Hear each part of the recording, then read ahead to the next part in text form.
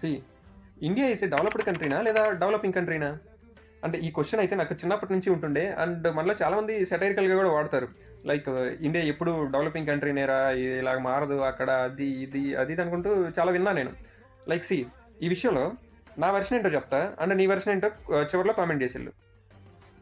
ఎవరో కొంతమంది existed players వచ్చేసి కొన్ని పారామీటర్స్ సెట్ చేసి, లైక్ హ్యూమన్ డెవలప్మెంట్ ఇండెక్స్ అని ఉంటాయి. లైక్ వాళ్ళు కొన్ని సెట్ చేసేసి ఇవి రీచ్ అయితేనే డెవలప్మెంట్ అని చెప్పినప్పుడు మనం అందరం ఫాలో అవుతున్నాం.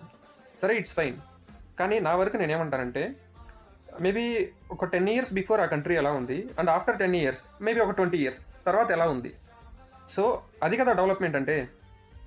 మేబీ లైక్ ఇప్పుడు ఇండియా గురించి మాట్లాడుకుందాం. కొన్ని వందల సంవత్సరాలు దోచుకోబడింది.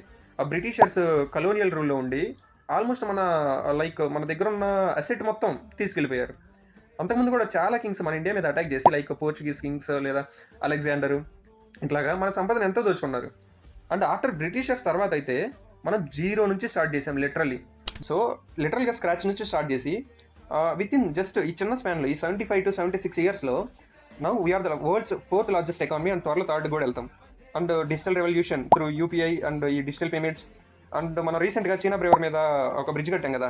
సో అది కానీ, లేదా మన వందే భారత్ ఎక్స్ప్రెసెస్ కన్స్ట్రక్ట్ చేయడం కానీ, అండ్ మనం ఓన్గా వన్ ఆఫ్ ద న్యూక్లియర్ పవర్స్గా ఎదిగాం. Also India is one of the strongest defensive power. We are the largest democracy. Also ఇప్పుడు వరల్డ్ జియో పాలిటిక్స్లో ఆడే గేమ్లో India is one of the key player. ఇలా చెప్పుకుంటూ పోతే పర్ ఇయర్కి అకార్డింగ్ టు 2024 ఇండియాలో ఆల్మోస్ట్ పర్ ఇయర్ 25,000 స్టార్టప్స్ అయితే రిజిస్టర్ అవుతున్నాయి. సో ఇంత ఫాస్ట్గా గ్రో అవుతున్నాం మనం. Why do we call ourselves as a developing country? So I believe in that. Like నాకు తెలిసి ఇంత చేసిన మనం డెవలప్డే. మేబీ ప్రాబ్లమ్స్ అన్ని కంట్రీలో ఉంటాయి. లైక్ అన్ని కంట్రీలో స్లమ్స్ ఉంటాయి. ప్రతి కంట్రీలో దానికి సంబంధించిన ప్రాబ్లమ్స్ దానికి ఉంటాయి. మన దగ్గర కూడా ఉన్నాయి. అన్ఎంప్లాయ్మెంట్, కరప్షన్ ఉన్నాయి.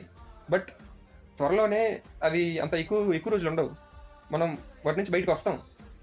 మేబీ ఇప్పుడు కొంతమంది అనొచ్చు, మరి ఇండియాతో పాటు ఫ్రీడమ్ వచ్చిన కొన్ని కంట్రీస్ ఉన్నాయి కదా, లైక్ యూరోప్ కానీ, యూఏఈ కానీ, మరి మనకంటే ఎందుకు కొంచెం అడ్వాన్స్డ్గా ఉన్నారు అని అడిగితే, బ్రో, మన ఇంట్లో ఇద్దరిని పెంచడం అండ్ 10 మందిని పెంచడం it's not a same thing.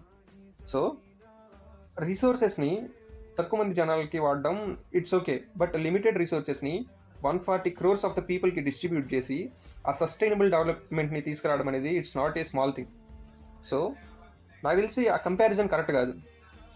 So ఫైనల్గా నేనేమంటానంటే, ఎప్పుడైనా ఇండియా డెవలప్డ్ డెవలపింగ్ అని డౌట్ వచ్చినప్పుడు గుడ్డిగా డెవలప్డ్ కంట్రీ అని చెప్పి